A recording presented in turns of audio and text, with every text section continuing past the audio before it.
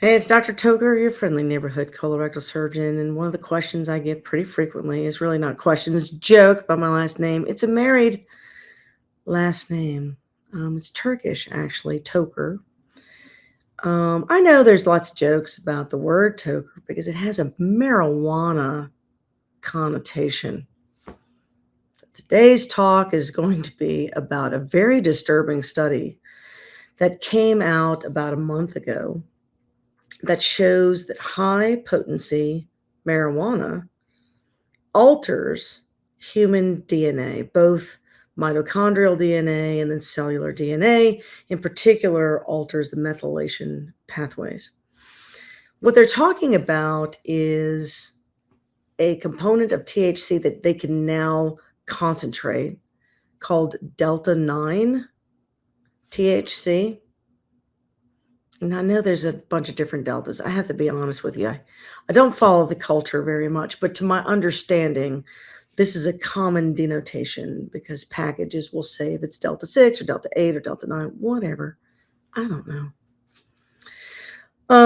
In Texas, it's not legal, so I couldn't tell you. But in California, in Colorado, and Oregon, THC edible products that have been concentrated in this way are indeed legal.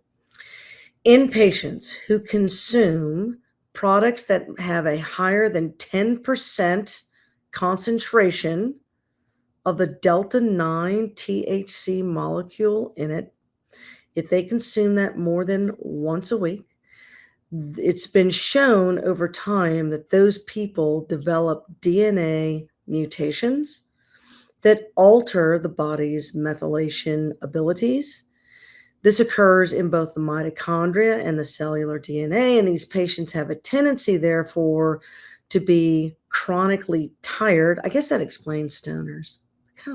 They lack motivation, and they have sort of like a depressed affect. Well, so now we know why. It also will decrease their immune system.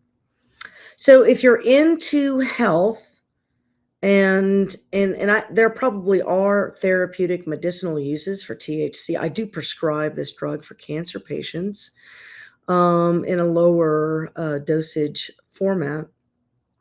But I think it's something that buyer beware that you should know about. If these things are over the counter, they're not being controlled tightly by a physician or other oversight person, you might be damaging your own DNA.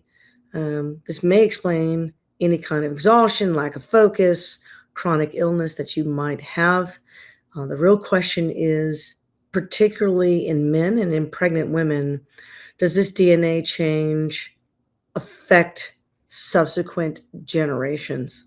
It's really something to think about before you consume these products. And so that's the Toker message from Dr. Toker. It's about as in-depth as I can get on the topic.